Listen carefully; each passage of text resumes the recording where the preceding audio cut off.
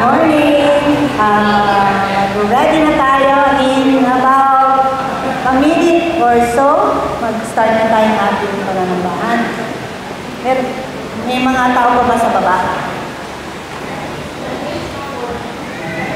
Ay, Sunday school. May nagsa-Sunday school pa pala sa baba. Salili.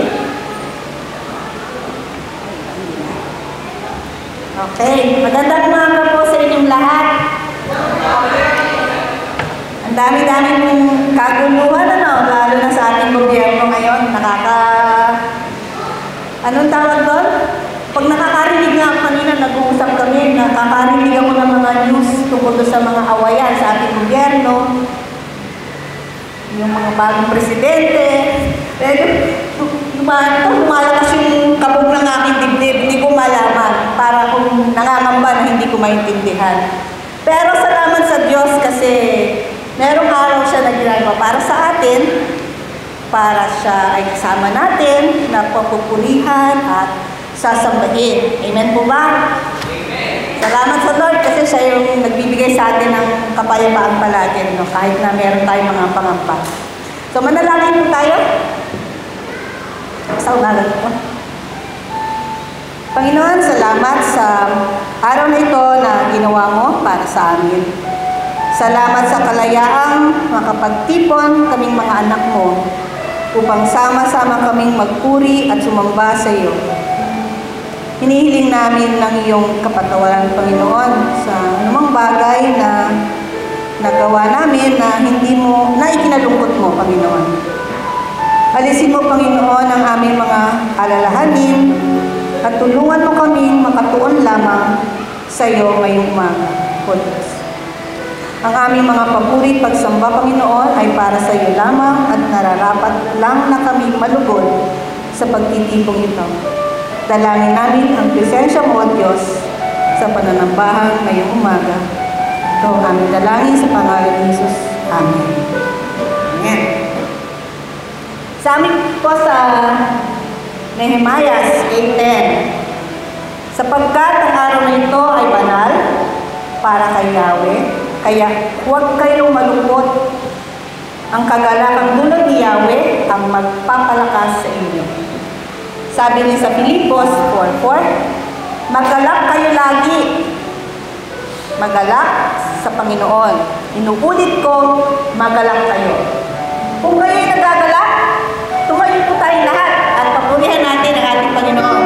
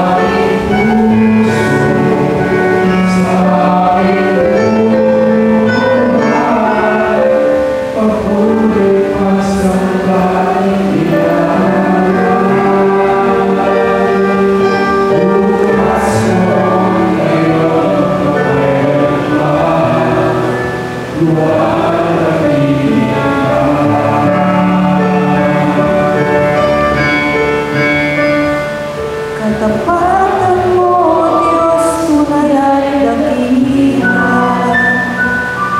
Ang pag-ibig mo ay wagas at walang kapantay.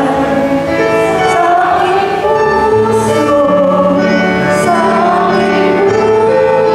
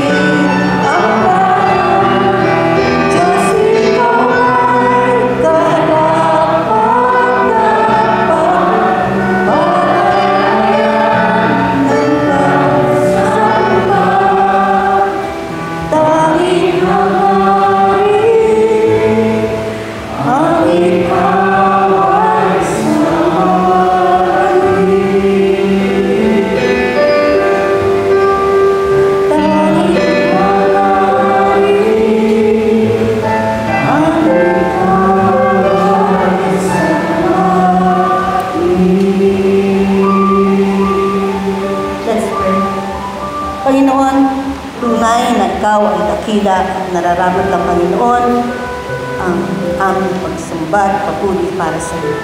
Nawa, Panginoon, ay nalugod ka sa mga awitin ng pagsamba na ito. Tulungan mo kami, Panginoon, na magpatuloy, na makatuon sa iyo sa oras na ito, Panginoon. Maraming salamat sa iyong mga salita. In Jesus' name. Tayo po ay maaaring po. Basahin po natin sa Isaiah 46:4. Ang sabi dito, ako ang inyong Diyos. Ingatan ko kayo hanggang sa pumuti ang inyong buhok at kayo'y tumanda. Kayo'y nilikha ko, kaya tungkulin ko na kayo'y ligtas at tulungan. Sabi rin sa Psalms 46:10, be still and know that I am God. Kanyang iniuutos for us to be still, manatili tayo dahil siya ay Diyos. Ano isa pa?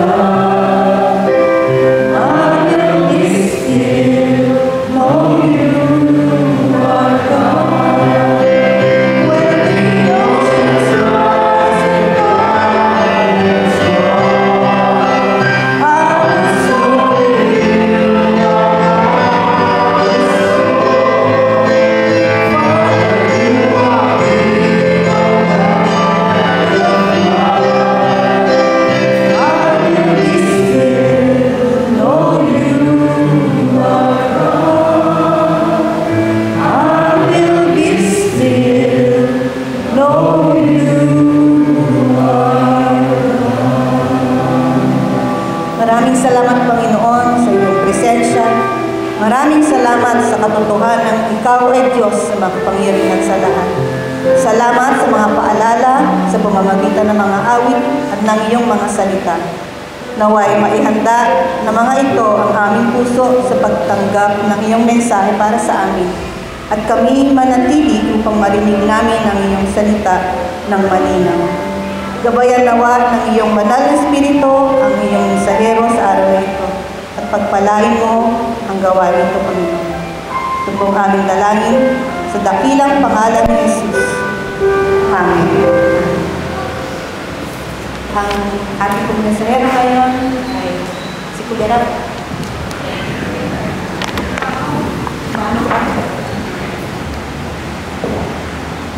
Magandang umaga po sa ating lahat. Noong nakarang linggo sana dapat nakatakdang ihatid ko itong mensahe na to. Subalit sa konting kalituhan doon sa ating invited speaker, ay akala niya siya yung speaker last Sunday na supposed to be ngayon. So minabuti ng worship team, I mean ng preacher's pool, na magpalit na lang kami. Kaya ako ngayon ang speaker imbes nung 17. Ako rin dapat yung mag-back up singer kay Frances, at ako rin one-man band, all in. Mabuti na lang at readily available sila Agnes. Salamat Agnes, Joanna, readily available, at si James na siya yung last week worship leader natin ay available muli para ngayong araw na to. Saluhin yung mga nakatakdang gawin ngayon. Maraming salamat sa Diyos at naging available sila.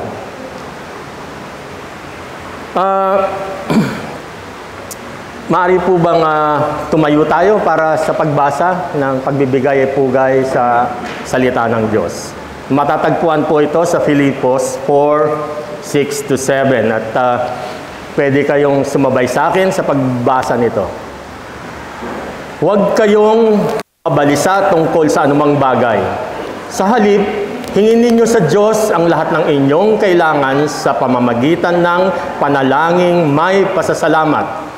At ang kapayapaan ng Diyos na hindi kayang maunawaan ng tao ang siyang mag-iingat sa inyong puso at pag-iisip dahil sa inyong pakikipag-isa kay Kristo Jesus. Maaari na po tayo maupo. At babalangkasin natin yung nabasa natin mensahe na yan sa 3 punto lamang. Kaya magiging maikli ito, no? How to experience God's peace. Ang original, by the way, original na topic na inassign sa akin ay do not worry. Sabi, do not worry, pray. Ganun pa rin naman po, binago ko lang ng kaunti. How to experience God's peace. Paano natin ma-experience o matatamo ang kapayapaan ng Diyos? At matatagpuan yan sa ating 3 punto. Una, do not worry. Pangalawa, pray. At pangatlo, believe in God's presence. Samahan niyo po ako sa maikling panalangin. Maraming salamat po muli at dinala niyo kami dito upang makinig yung salita, papurihan ka, magpasalamat, at higit sa lahat, Panginoon, ay maisabuhay namin ang mapapakinggan namin sa inyo. Ito po ang aming dalangin sa pangalan po ni Jesus. Amen. Kung kami po ay nagkaproblema at nababalisa sa mga bagay-bagay, siguro naman ang bawat isa din dito sa atin ay nakadama na. Siguro wala naman ditong hindi nakadama ng mga problema, ano po? O kasalukuyang may bit-bit pa ding na problema. Kung gayon, nababagay po sa atin ang mensaheng sa araw na ito. Problema, kaunahan na siguro sa dito at pinaka-common, at siguro you will agree na ang problemang ito ay ang pang-pinansyal. Very common yan at number 1 na siguro. Mula kasi sa pinansyal na problema ay nag-uugat pa ang marami pang problema. Halimbawa, si nanay, si tatay, pag malapit na ang katapusan, nandyan yung nag-aalala na sa bayarin sa ilaw, bayarin sa kuryente, bayarin sa upa kung umuupa sa bahay. At kung malapit na rin ang tuition ng mga bata, medyo umiikot, sabi nila, ay ikot na daw yung puwet. Dahil kapos sa pinansya, nabalisa ang mag-asawa. Naging mainitin ang ulo, naapektuhan yung mag-asawa. Hanggang sa kinalaunan ay sila naman ang nagkakaproblema. Konting problema lang ay irritable na at naapektuhan ng kanilang relasyon. Nanganak na ng isang problema, yung isa pang problema na hindi naman dapat. Kasi nabalisa ang bawat isa. At ibang usapin pa po kapag nagkasakit. Ang hirap niya, pag may nagkasakit. Sabihin na lang natin, sinasabi nga ng mga Pilipino, tayo mga Pilipino, bawal magkasakit. Sa sobrang mahal magpagamot, talaga namang masasabi nating bawal magkasakit, lalo na't maospital. Maisingit ko lang nga po, a few weeks ago, nagkaroon ng freak accident yung anak namin, panganay, si Aaron. Pumutok, nauntog niya yung sa kotse, yung pilay niya, na pumutok na mahaba, siguro mga 7-inch stitches ang kailangan. Wala pa naman kami sa bahay. Takbo siya sa ospital, pumunta ka na doon, huwag mo kami hintayin, huwag ka na mag-drive, mag-grab ka na lang. Daling salita, yung napakaliit na aksidente na yon, na hiwa, ay naku po, talaga namang magugulat ka sa presyong siningil ng ospital, na talagang hindi ka panipaniwala. Commonwealth Hospital. At siguro ganyan din sa sa ibang ospital. Anyway, problema. Paano kung pare-parehas kaming nagkataon walang pera? Siguro, baka bakit kasi, ganyan. Nag-away na kayo. Nanganak na yung problema. Napakarami pa pong ibang halimbawa ng problema na nakapagdudulot upang tayo mabalisa. Subalit, sa interes ng oras ay hindi na natin po iisa-isahin pa ito. Malinaw na ang bawat isa sa atin ay may kanya-kanyang problema. Di po ba? Kung paano natin haharapin ang mga problemang ito, dyan tayo nagkakaiba naman. Ang problema kong dinadala ngayon, na tila pasan-pasan ko na yung buong mundo. Maaring baliwala lang naman pala dun sa iba. Kumbaga, hindi nila iniinda. Ang bigat na sa akin ang dating, pero samantalang dun sa iba, baliwala pala. Yan ang maganda dun, Bilang mga Kristiyano, dapat alam natin kung paano harapin ang mga problemang dumarating sa ating buhay upang hindi tayo mabalisa. At sa halip, ay maranasan natin ang kapayapaan ng Diyos.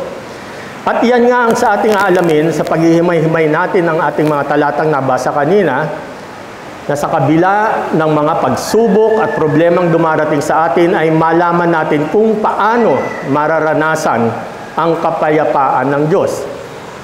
Paano nga ba mararanasan ang kapayapaan ng Diyos? Unang-una sinabi, do not worry. Yan yung una nating punto. Do not worry. Huwag mabalisa. Napakadaling sabihin po, do not worry. Huwag tayo mabalisa. Ito sabi ng Diyos, di na siya nagpaligoy-ligoy. Sinabi sa unang talata pa lamang, do not worry. Yun ang sabi niya. Huwag kang mabalisa. Ganyan kadiretso at kalinaw ang Diyos. May problema? Do not worry. Huwag mabalisa. At ganyan din ang sinasabi, kahalintulad sa Mateo 6:25-27. Ang ganda na example dito. Tingnan po natin. Pamilyar tayo dito. Kaya't sinasabi ko sa inyo, huwag kayong, anong ginamit na salita? Mabalisa tungkol sa inyong kakainin at sa inyong iinumin, upang kayo'y mabuhay o kaya'y tungkol sa susuotin ng inyong katawan. Hindi ba't ang buhay ay higit na mahalaga kaysa pagkain at ang katawan kaysa damit? Eto na, masdan ninyo ang mga ibon. Hindi sila nagtatanim, ni umaaniman o kaya'y nagtitipon sa kamalig, ngunit pinakakain sila ng inyong Ama na nasa langit. Hindi ba't higit kayong mahalaga kaysa mga ibon?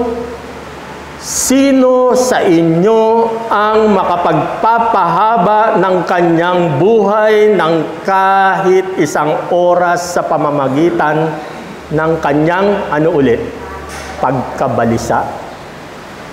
Ang ganda, po? Magandang pansinin din po dito yung kahalagahan natin sa paningin ng Diyos. higit na mahalaga tayo kaysa mga ibon na kumakain kahit hindi nagtatanim o umaani.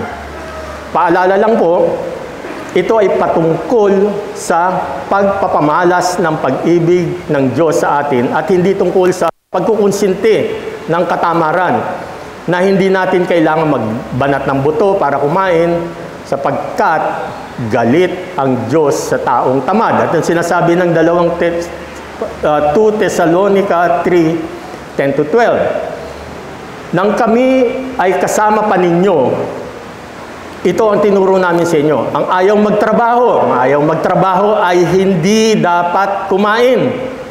11. Binanggit namin ito dahil nabalitaan namin may ilan sa inyong ayaw magtrabaho. At walang inaatupag kundi ang makialam sa buhay ng may buhay. Puso na pala noon yun, ano? Imbis na magtrabaho, yun ang trabaho nila, makialam sa buhay ng may buhay. 12. Sa pangalan ng Panginoong Hesukristo, mahigpit naming iniuutos sa mga taong ito na sila ay maghanap buhay ng maayos at huwag umasa sa iba. Isa pa pong kapansin-pansin ay ang paalala na sino daw ba ang makapagpapahaba sa kanyang buhay kahit isang oras man lang sa pamamagitan ng pag-worry o pagiging balisa.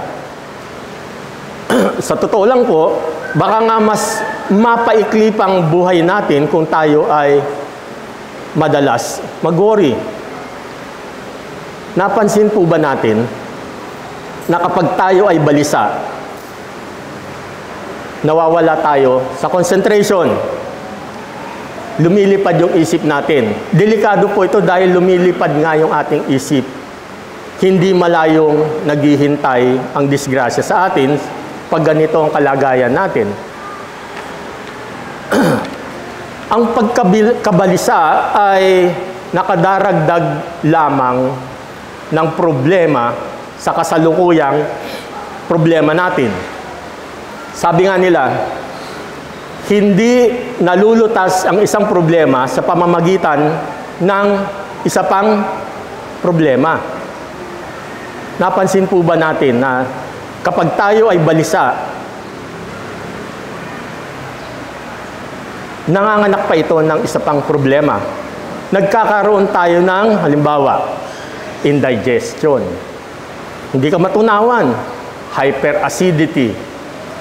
Nangangasim-sikmura natin. Ulcer. Migraine. Minsan din ay may tendency tayo na pagka masyado tayong problematic, tensyonado, stress, oo. Pansinin niyo yung yung mga obese. Marami diyan problematic. Unconsciously kain ng kain. Ako yata yun eh. Kain ng kain. Mayat merienda. Mayat may kinukutkot. Tendency niya kumain ng kumain, kaya nagiging obese tayo na maaring humantong sa hypertension o high blood. O di kaya naman ay ang kabaliktaran. Nangangayayat tayo dahil hindi tayo makakain. Dahil kaiisip ng problema. Pag ganito, apektado na rin yung ating mental health. Pandemic time, ang dami nagka-problema niyan, mga ganyan. Nababalisa. Ayaw ng ating Diyos na mag-worry tayo, kaya nga tahasang sinabi niya, do not worry, huwag kayong mabalisa. Tinan po natin, subukan natin, napansin niyo ba pag nagpakonsulta tayo sa mga doktor? Papayuhan tayo na, huwag masyadong iniisip yan. Psychosomatic, sabi nila, nasa isip yan eh. At dumadami po yung problema pagka gano'n ang attitude natin. Doktor na yun. Ano pa kaya yung Diyos natin na siyang pinakadakilang doktor? Siya na nga mismo nagsabi na, do not worry, huwag kayong mabalisa. Hindi lang sinabi niyang umiwas eh. Sabi niya, huwag mabalisa. Nais kasi ng Diyos na pangalagaan natin ang katawan natin, na ano sabihin sa katawan natin, siyang tahanan ng banal na Espiritu. Nais ko din pong ilinaw na ang pag-aalala at pagkabalisa ay magkaiba. Di ko po sinasabing huwag tayo mag-alala. Iba po yun. Ang sinasabi dito, huwag kang mabalisa. Normal at natural lamang na makaranas tayo ng pag-aalala kapag may dumarating na pagsubok o problema sa ating buhay. Ito ay isang senyales o hudyat na kung paano tayo magre-react sa naturang mga pagsubok. Kung ang pag-aalang ito ay humahantong sa pagkabalisa, ay ba yan ang hindi na maganda. Paano ba natin ito hinaharap? Magmumukmuk na lang ba tayo at mababalisa? Nahihinto na yung ating mundo dahil sa problema o sa pagkabalisa. Yung iba naman, tatawanan, deadma lang. May negative effect din naman yun. Hindi mo rin-resolve yung problema dahil hindi mo hinaharap. O lalo na pag tinakbuhan mo yung problema. O matapang ba natin itong haharapin? Siyempre, ang tamang kasagutan dito ay matapang na harapin. Kung paano, siya naman nating aalamin sa pagpapatuloy ng ating pangalawang punto. Paano natin ma-experiensa ang kapayapaan ng Diyos? Pray. Manalangin. Kanina, ano yun? Sabi, huwag mabalisa. Ngayon, pray. Pangalawang punto. Alam natin po na lahat ng ating mga panalangin ay paraan upang makipag-communicate sa ating Diyos. Hindi po natin kailangan yung cellphone, messenger, Viber, etc. upang makipag-communicate sa Diyos. Panalangin po ang kanyang hinihintay upang maidulog natin ang kung anumang concern natin sa buhay. Panalangin ng ating sandata upang matapang na maharap ang mga pagsubok sa buhay. Roma 8:31. Ano pa ang masasabi natin tungkol dito? Kung ang Diyos ay sa panig natin, sino ang makakalaban sa atin? Ito po ang maganda yan. Ang kagandahan sa salita ng Diyos, hindi lang po nagtatapos ito sa pagsasabi na huwag tayong mabalisa. Unang punto natin, yun nasabi, huwag mabalisa. Kung period na doon, bitin. Bitin, di po ba? Matapos tayo pagpayuhan o sa mas matapang na salita ay pagbawalan na huwag mabalisa. Meron bang nabanggit na solusyon o dapat nating gawin upang di tayo mabalisa? Meron po. Ang kasagutan ay meron po. Kumpleto ang instruction ng Diyos. At hindi lang kumpleto, kundi simple and easy to follow instructions. Huwag kang mabalisa. So ngayon, ano gagawin natin kung di tayo mabalisa?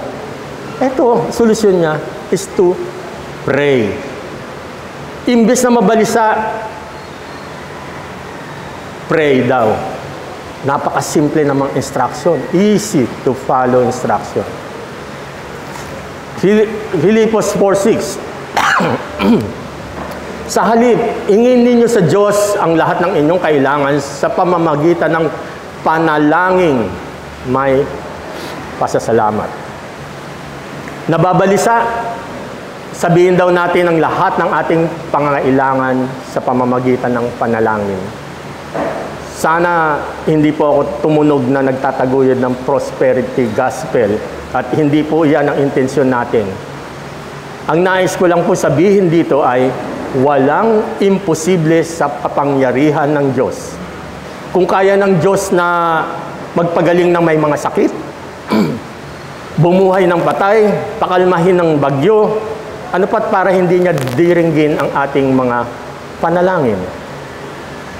ang instruction, ang utos sa atin na imbes mabalisa ay ang manalangin. Malaking tulong din po kung may mga katuwang tayo sa panalangin, gaya ng yung sinasabi natin, mga prayer groups at prayer warriors. Diyan po tayo magbuklod-buklod para idulog ang ating mga hinaing, ang ating mga kailangan, lahat ng ating mga concerns. Katunayan nito ay ang sinasabi sa Santiago 5:16. Kaya nga, ipagtapat ninyo sa inyong mga kapatid ang inyong mga kasalanan at ipanalangin ninyo ang isa't isa upang kayo'y gumaling. Malaki ang nagagawa ng panalangin ng taong matuwid. Paalala lang po sa atin, kapag sinagot o naisakatuparan ng ating panalangin, wag lang po sana tayong magkakamali na angkinin ang credit nito, sa katuparan nito. Ano po ba ang ibig sabihin natin dito? Minsan po kasi, nasasabi natin na dahil nag-pray ako o tayo, kaya natupad ang ating kahilingan. Tama naman po yun, dahil nag-pray tayo o nag-pray ako. Pwede natin siguro sabihin na partly correct yan. Yes, there is power in prayer at iyan din naman ang pinagagawa sa atin ng Diyos, ang manalangin. Huwag lang natin kalilimutan na nasa katuparan ang hiling natin dahil sa kabutihan ng Diyos. Dahil sa kabutihan ng Diyos. Kaya nga kung mapapansin natin sa dulo ng talata ay sinasabing, panalangin may pasasalamat. Hindi yung puro, sabi nga, puro pakabig naman yung prayer nito. At makahilingan lamang ang laman ng ating mga panalangin. Nagpapasalamat po tayo dahil meron tayong Diyos na napagdudulugan natin ng mga ating kahilingan. At iyan nga sa pamamagitan ng panalangin. Nagpapasalamat tayo sa Diyos dahil may Diyos tayo na handang makinig sa ating panalangin at handang gumabay sa atin sa tamang landas nang sa gayon na hindi tayo maligaw at mapahamak. Manalangin po tayo sa simula pa lamang ng bawat plano natin upang humingi tayo ng gabay. Hindi po yung ginagawa nating last resort. Hopeless na eh. Manalangin na lang tayo. Hindi po yata maganda yun. Yung tipong inaasa muna natin sa ating sariling kalakasan at kakayanan ang bawat plano at desisyon natin. At saka lamang tayo hihingi o mananalangin kapag malala na ang pangangailangan at balisang-balisa na tayo. Last resort. Sige na nga, manalangin na lang tayo. Hingi tayo ng mirakulo. Minsan kasi nakakalimutan natin manalangin, lalo na't kapag matiwasay ang ating buhay. Matuto at ugaliin din nating manalangin. Hindi lamang kapag tayo ay may problema, kundi rin naman upang magpasalamat. Kung tutuusin po, kapag inisa-isa natin ang mga biyayang tinatanggap natin, palagay ko walang katapusang panalangin yan dahil walang katapusang biyaya na hindi natin mabibilang-bilang. Tayo lang ang hindi natin napapansin ang mga biyayang yan. Yung simpleng gumising lang tayo, napakalaking biyaya yan. May kinain tayo araw-araw.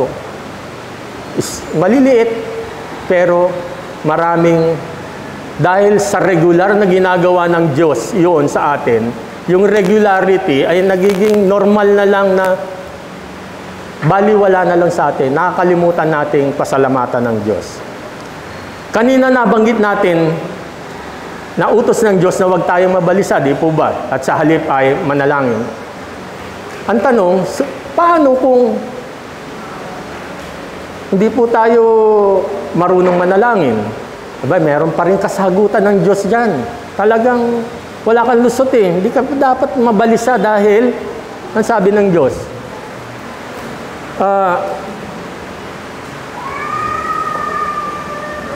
Sa Roma 8:26, sabi, gayon din naman, tinutulungan tayo ng Espiritu sa ating kahinaan sapagkat hindi tayo marunong manalangin ng nararapat. Kaya't ang Espiritu ang namamagitan para sa atin at dumaraing sa paraang hindi nating kayang sambitin. So, i-guide tayo ng banal na Espiritu sa ating panalangin. Kung hindi pa rin po tayo kumbinsido, hindi pa rin sapat yung mga nabanggit natin, tingnan po natin ito. Si Jesus na mismo ang nagturo sa atin kung paano tayo dapat manalangin. Doon sa Lord's Prayer, siya mismo nagsabi niya, this is how you pray, sabi niya.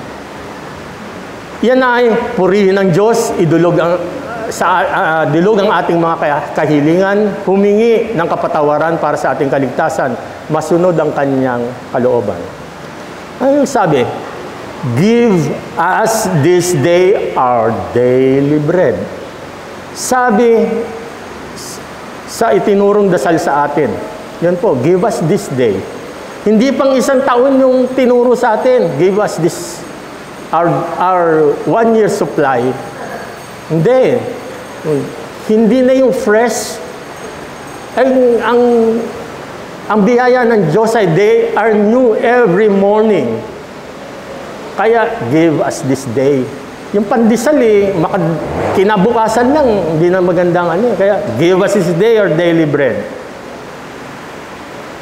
Hindi po pang isang taon o panghabang buhay na probisyon, kundi pang araw-araw nang sa gayon ay maging consistent din tayo sa ating prayer at hindi tayo makalimot sa pagpapasalamat sa Kanya.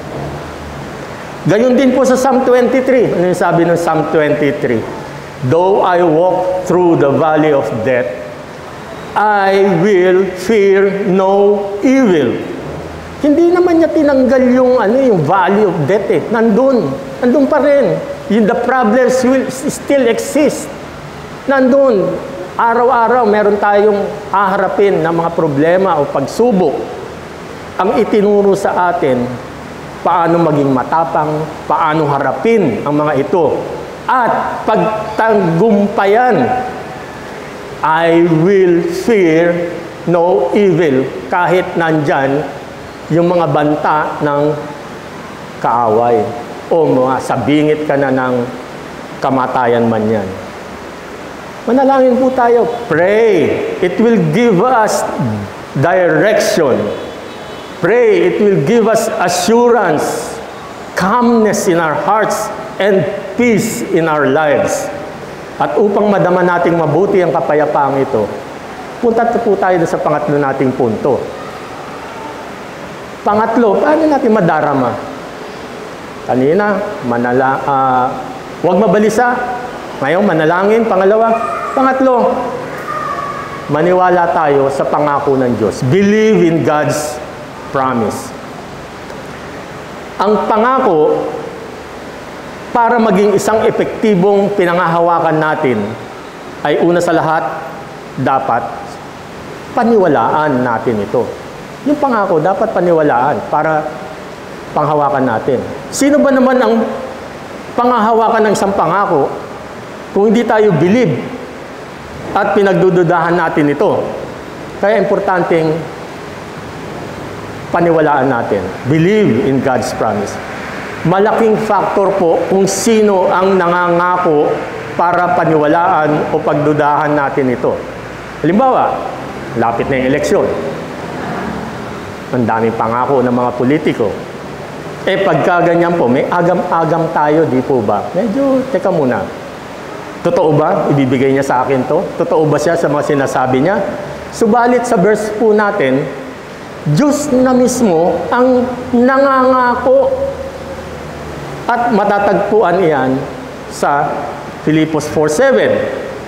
At ang kapayapaan ng Diyos na hindi kayang maunawaan ng tao ang siyang mag-iingat sa inyong puso at pag-iisip dahil sa inyong pakikipag-isa kay Kristo. kapag pinanaig po nating maghari ang problema sa ating buhay, diyan tayo nababalisa. Ang pagkabalisa ay, sad to say, ay nagpapahiwatig lamang ng, siguro nababawasan ang ating tiwala sa kapangyarihan, soberenya, at karunungan ng Diyos. Pakakaingatan din po natin dahil tayo man pong mga Kristiyano na ay maaaring malaglag sa kawalang tiwalang ito dahil sa pagkabalisa. Maging mga disipulo nga ni Jesus noong naalala po nyo yung inabot sila ng bagyo sa kalagitnaan ng dagat, nabalisa din yung mga disipulo niya. Sa lakas ng alon na dulot ng bagyo, takot ang bumalot sa mga disipulo. Nabalisa at baka daw sila, baka tumaob yung bangka, malunod sila, kaya ang lakas ng bagyo. Kaya nga, ginising nila si Jesus. Kung matatandaan niyo yung kwento, nakakatulog si Jesus ginising nila. Kasama nga nila si Jesus, physically. Kasama nila sa bangka. Nawalan pa sila ng tiwala. Kaya ano nang naging pahayag ni Jesus sa kanila? Bakit kayo natatakot? Napakaliit naman ng pananampalataya ninyo. Yun ang sabi ni Jesus, you of little faith. Minsan po, ganyan din tayo May pangako na nga ang Diyos na hindi tayo iiwan ni pababayaan, subalit may pangamba pa din tayo na humahantong sa pagdududa, kaya tayo nababalisa. Tapat po ang Diyos sa kanyang mga pangako. Kaya makaasa tayong tutuparin niya ito. Mateo 21:22. Ano mang hingin ninyo sa panalangin ay tatanggapin ninyo kung naniniwala kayo. Kaya importante pong maniwala tayo sa salita ng Diyos. Ito po, sa ating mga magulang, sumasagi din sa isipan natin na nababalisa tayo tungkol sa kinabukasan ng ating mga anak. Di po ba? Ano bang future ng aking anak? Tandaan po natin,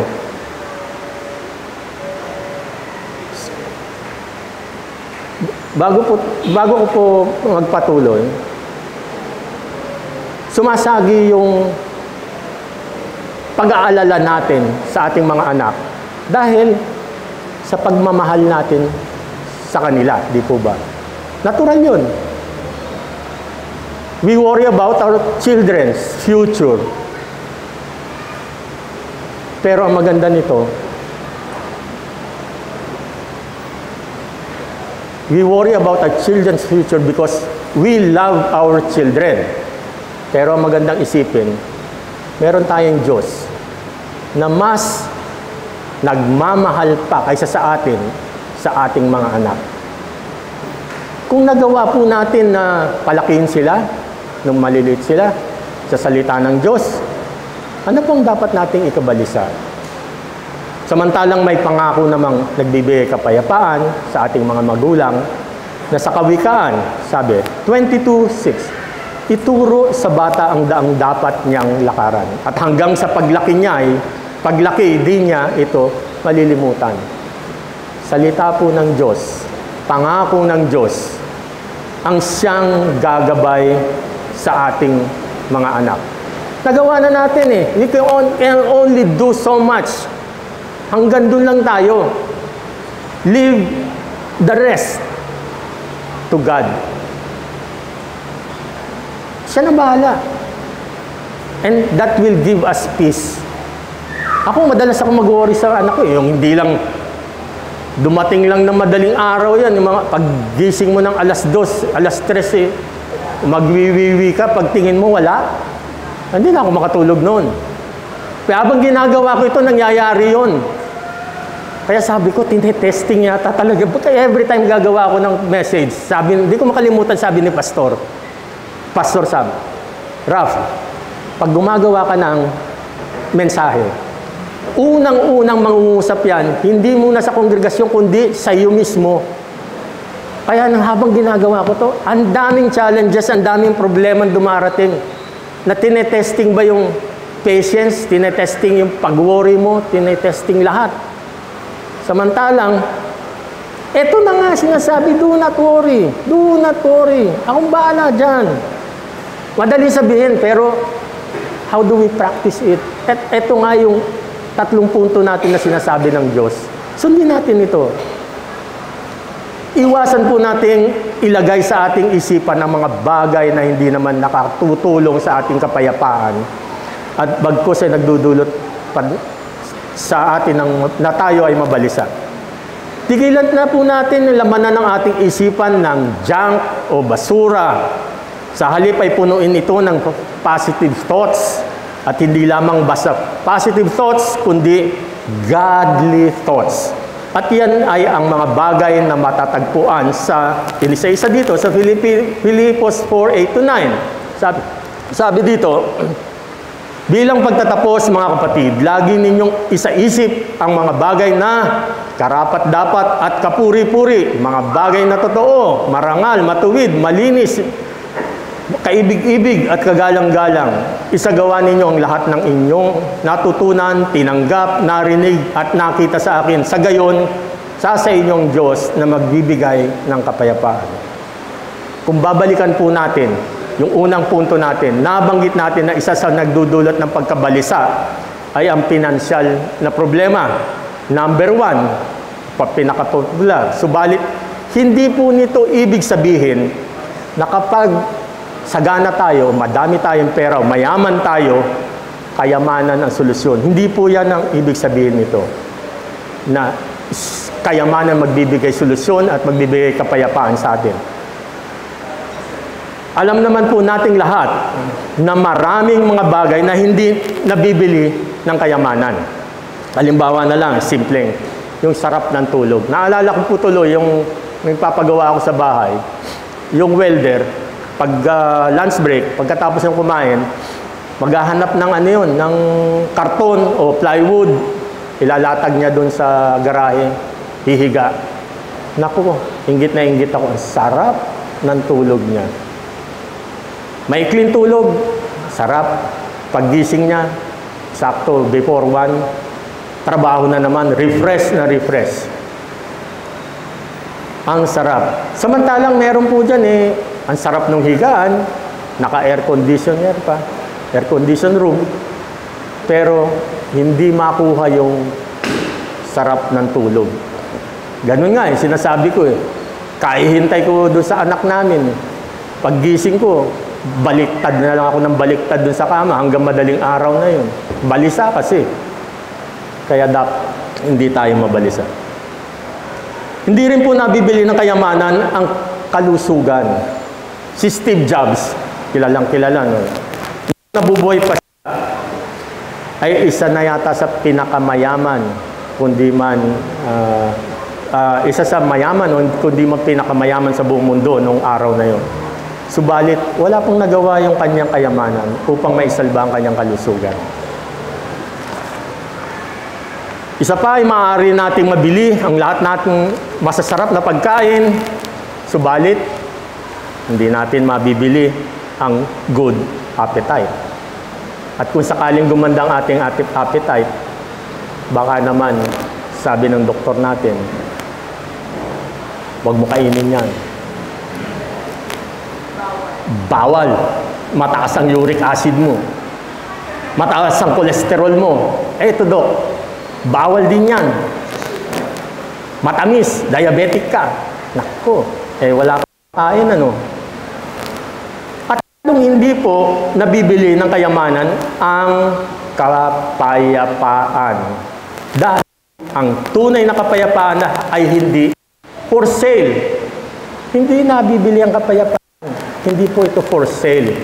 Ito ay libreng kaloob ng Diyos at nakakamit lamang ayon sa ating talata sa pamamagitan ng pakikiisa natin sa ating Panginoong Jesus. Pakikiisa sa ating Panginoong Jesus. No Christ, no peace.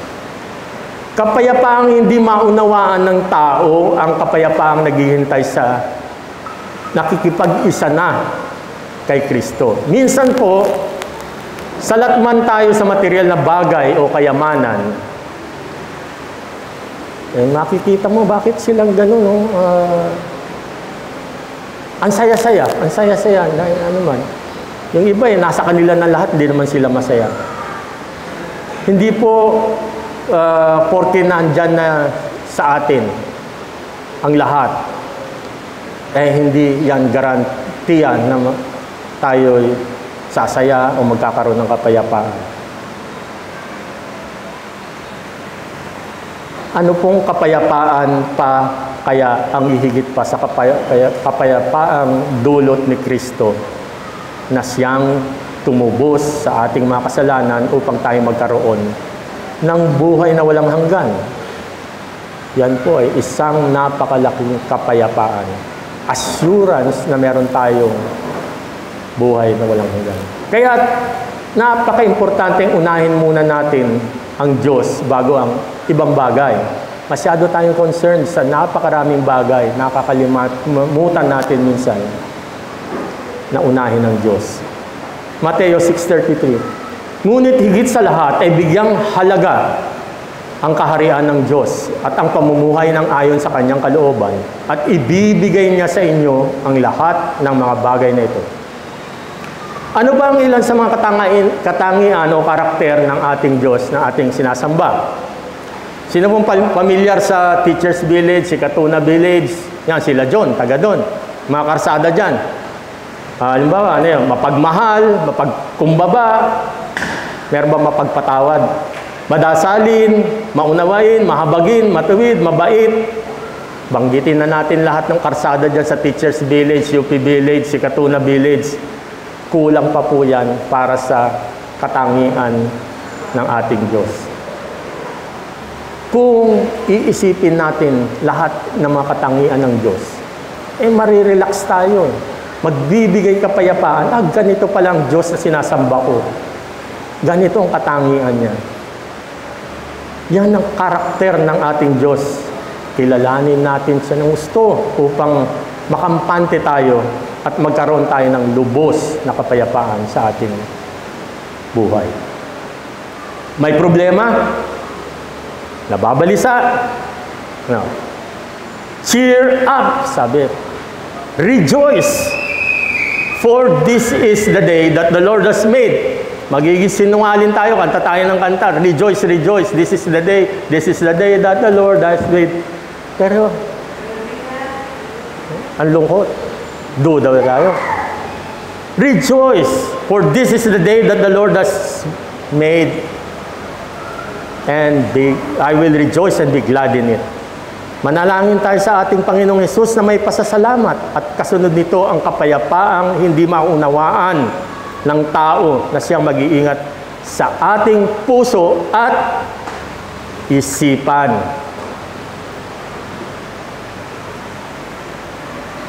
Nais ko pong magtapos sa isang paalala at naway magbigay sa atin ito ng kaaliwan at kapayapaan.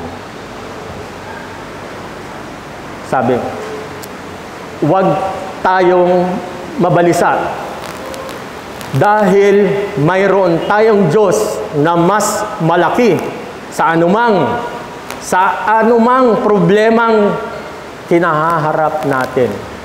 Huwag tayong mabalisa. May mas malaking Diyos kaysa ating problema. At yan ang magbibigay ng kapayapaan sa atin. John 14:27. Kapayapaan ang iniwan ko sa inyo. Ang aking kapayapaan ang ibinibigay ko sa inyo. Hindi ito katulad ng kapayapaang ibinibigay ng mundo. Ulitin ko, huwag mabagabag ang inyong kalooban at huwag kayong matakot.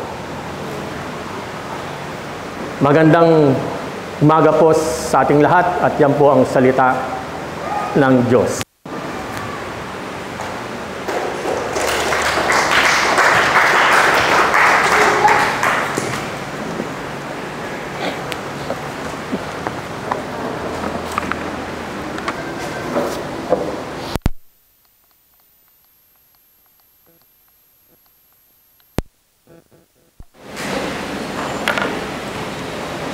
Bilang response po,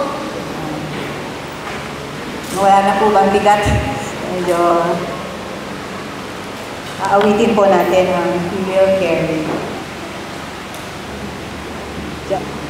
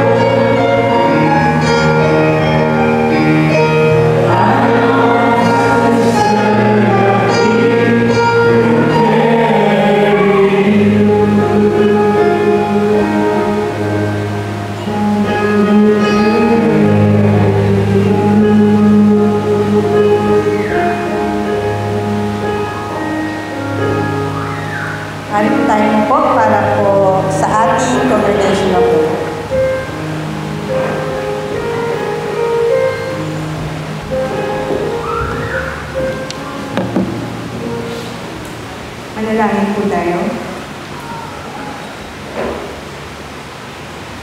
Panginoon naming Ama na pinakadakila at walang katulad, kami ay nagpupuri at sumasamba sa iyo, hindi lamang po sa araw na ito, kundi sa habang panahon. Salamat Ama sa buhay na mayroon kami ng dahil kay Jesus.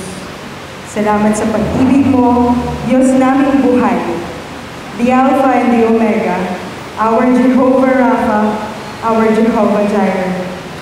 Kami po ay sumasamba at nagpupuri sa iyo. Dinadakila namin ang iyong pangalan, for you are holy, magnificent and powerful God.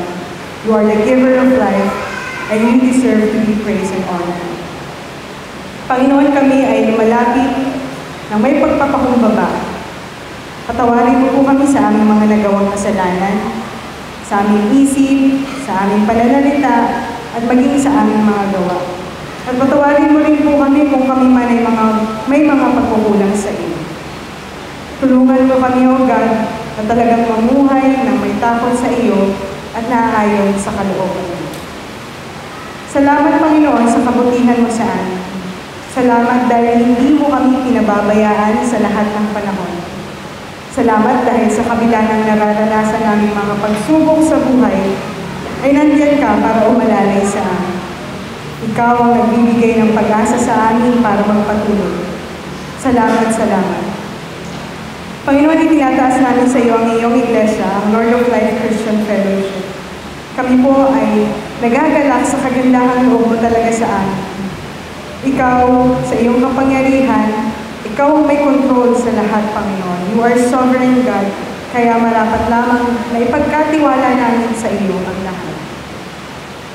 Panginoon, salamat po sa aming mga church leaders at sa lahat ng manggagawa mo dito sa Lord of Life. Sa aming mga preachers, worship teams, Bible study leaders, prayer coordinator, and sa mga disciples, Panginoon, sa mga namumuna ng mga small groups. Salamat po sa kanilang mga buhay.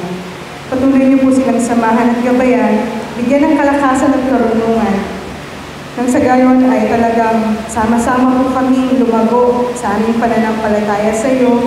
Maranasan namin yung presensya mo kada linggo.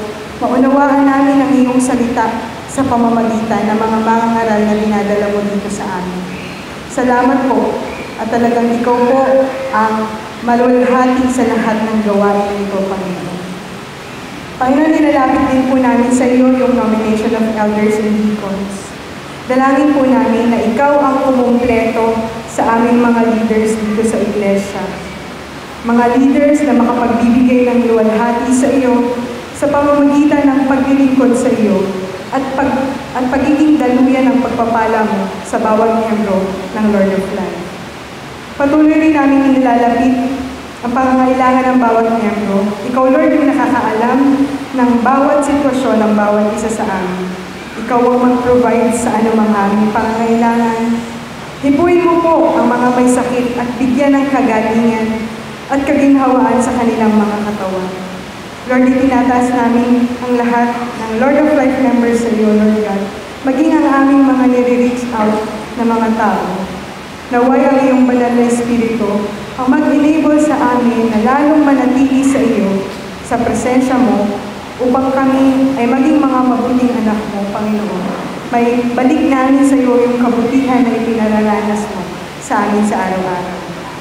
Panginoon, tulungan mo kami na sa iyong mga salita ay manabik kami araw-araw. Huwag mo pong hayaan na magmadali kami sa aming mga quiet time. Huwag mo pong hayaan na mabaliwala namin ang aming prayer life. Sa halip, Panginoon, ay talagang maranasan na magawa namin ito ng talagang ng buong kasiyahan at hindi napipilitan lamang. Gawin mo po kaming daluyan ng iyong pagpapala nang sa ganun ay makatulong din kami sa ibang nangangailangan. Hindi lamang po financially, Panginoon, kundi lalo't higit sa pangangailangan espiritual. Tulungan mo kaming magbigay encouragement sa aming mga kapatid na nalulungkot, napapagal, Panginoon. At ikaw rin ang mag-fill ng aming cup, Lord God, dahil alam namin ikaw lang ang makapagpupuno nito ng lubos at umaapaw. Panginoon, tinataas din namin ang iyong mga missionaries sa kanilang patuloy na paghayo at pagtugon sa iyong pagkatawag sa kanila sa gawain. Ikaw ang magkaloob ng kanilang mga pangangailangan.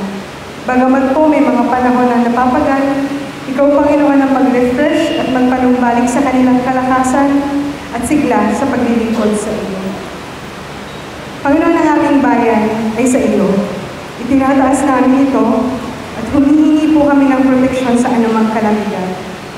Ilayo mo po ang anumang bagyo o kalamidad na maaaring dumaan sa aming bansa.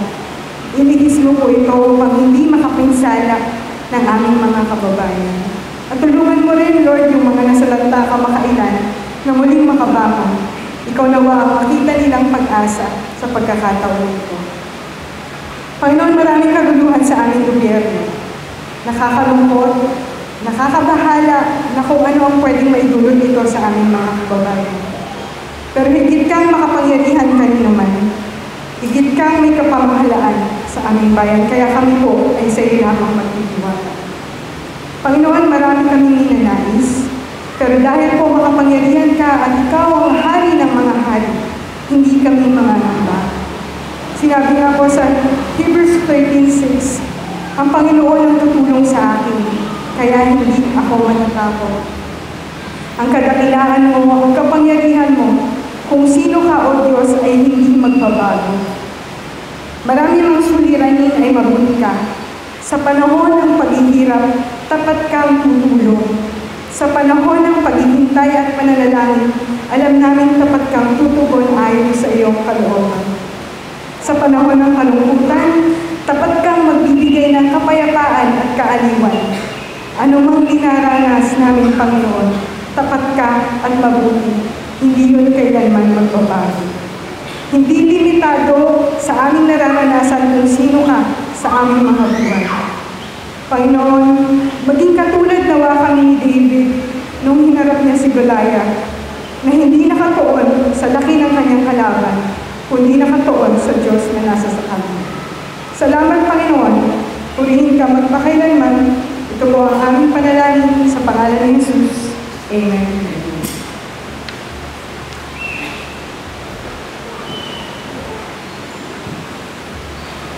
Bahagi pa rin po ng ating pananambahan ng ating pagbibigayan ng ating ikapo at mga offerings. Ang bawat isa ay dapat magbigay ayon sa kanyang pasya, maluwag sa loob at hindi napipilitan lang, sapagkat ang ibig ng Diyos ay nagbibigay ng may kagalakan.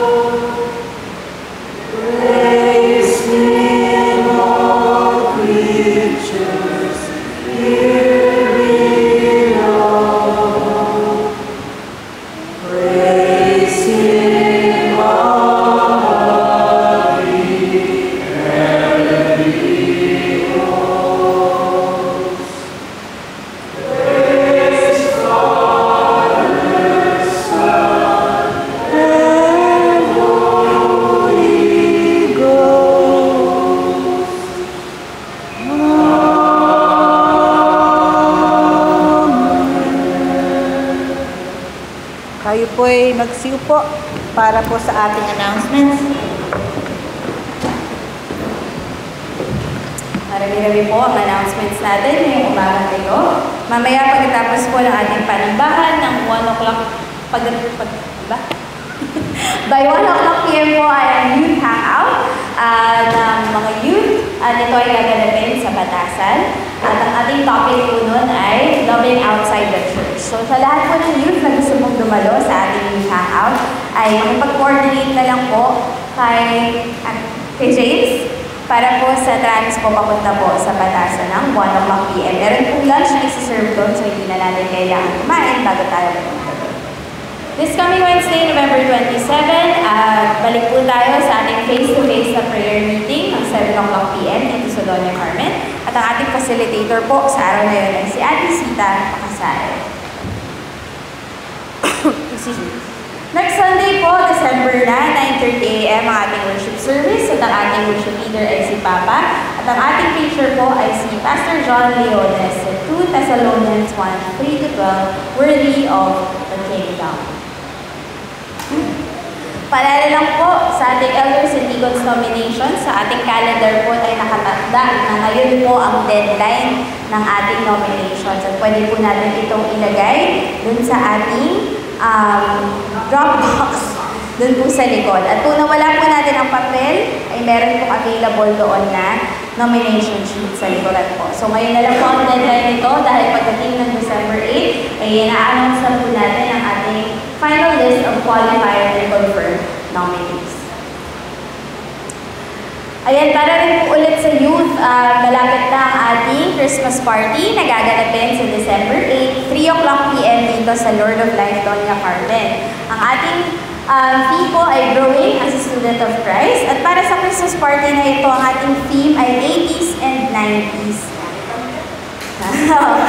Parang ang mga magulang lang natin. So, meron pong pinadala na, pala. So, mas bata, parang si Belen.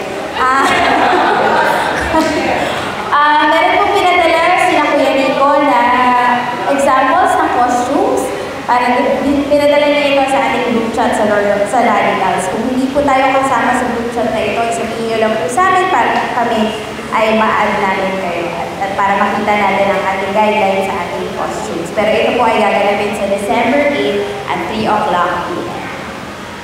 Tatawagin ko po si MJ para i-announce ang ibang mga APCOP events.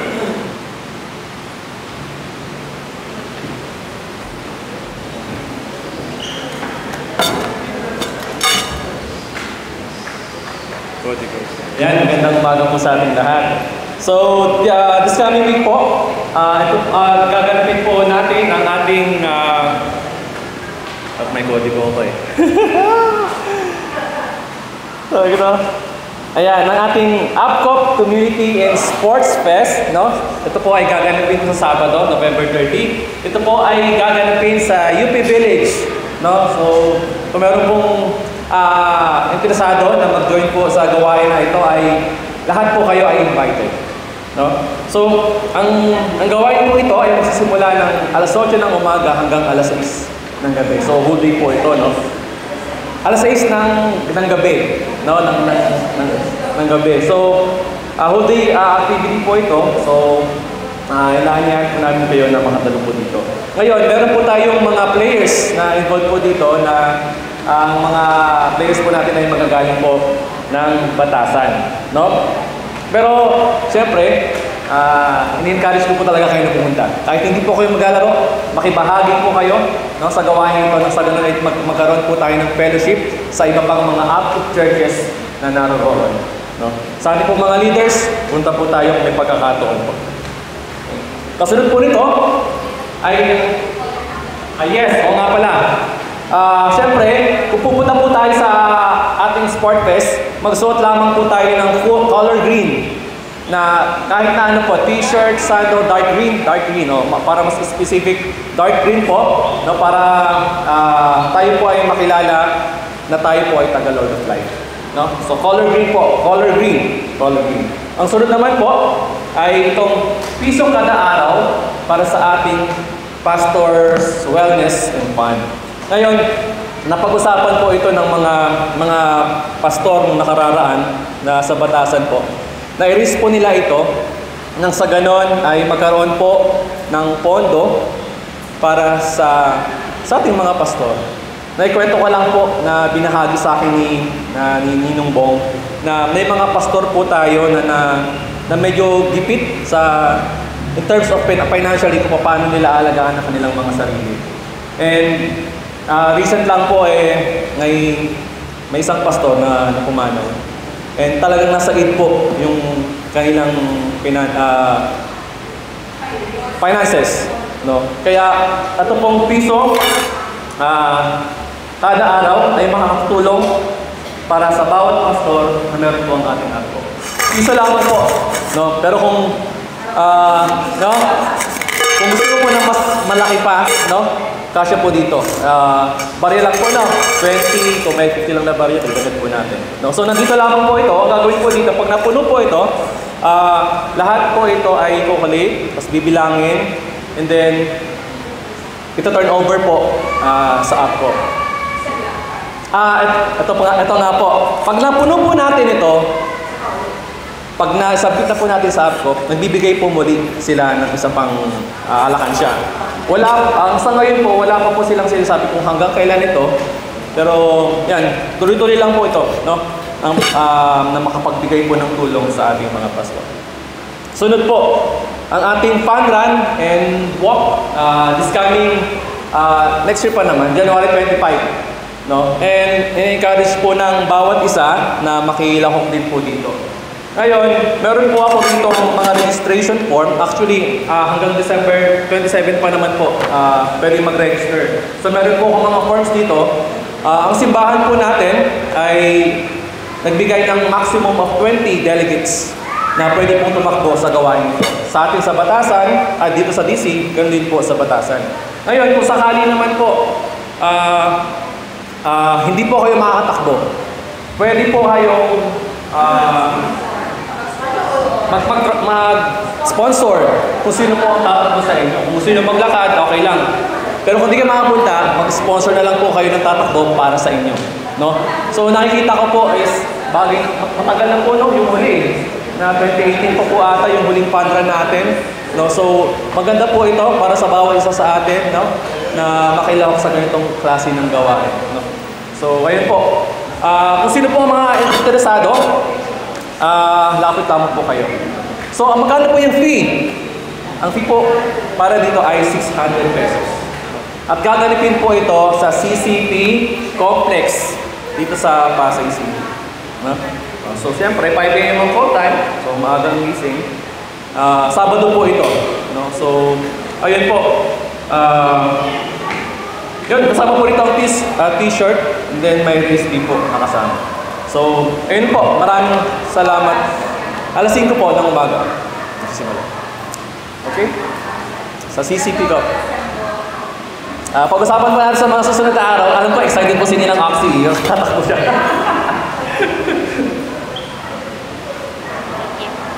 Thank you, Kuya MJ. Ngayon po, tawagin po si Ate Laila para po sa ating treasurer's report.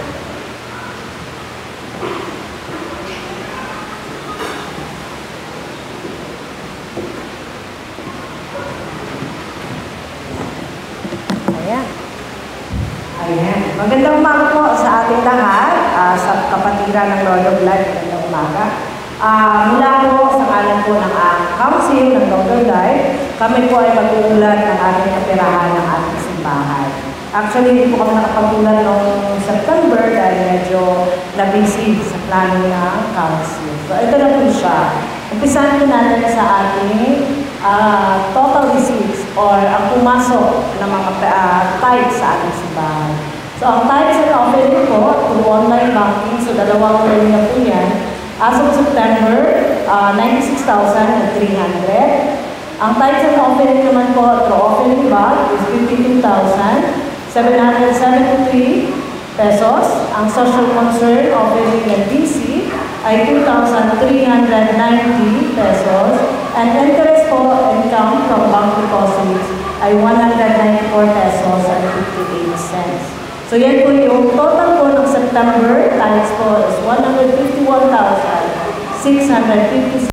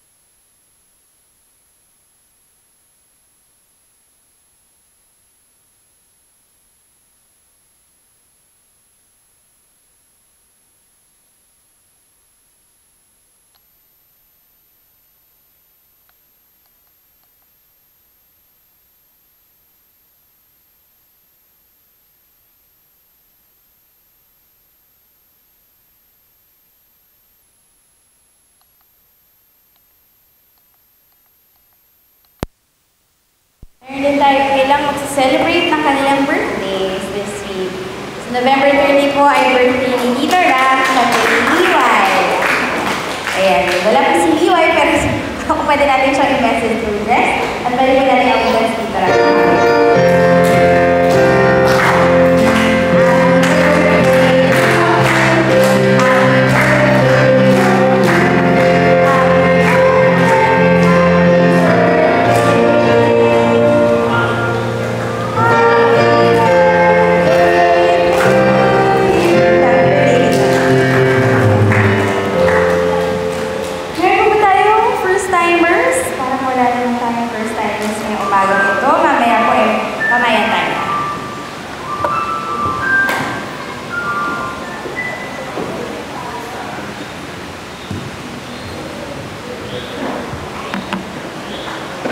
Tumayo po tayo lahat.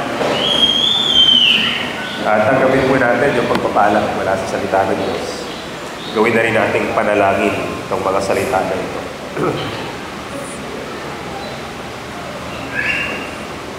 Lagi ninyong isaisip ang mga bagay na karapat-dapat at kapuri-puri.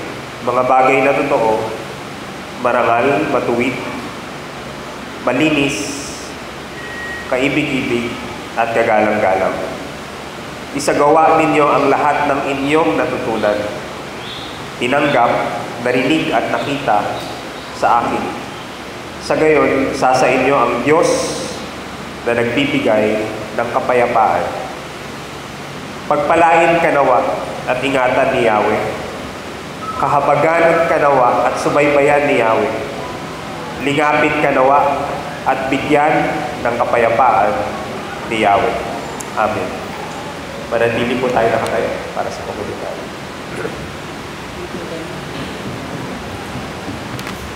Kanina binanggit ko po, sabi sa Nehemiah 8:10, banal ang araw na ito, huwag tayong malungkot. Sabi sa Filipos 4:4, magalak kayong lagi sa Panginoon. Inuulit ko, magalak kayo. Nagagalak po ba tayo? Sabihin po natin, nagagalak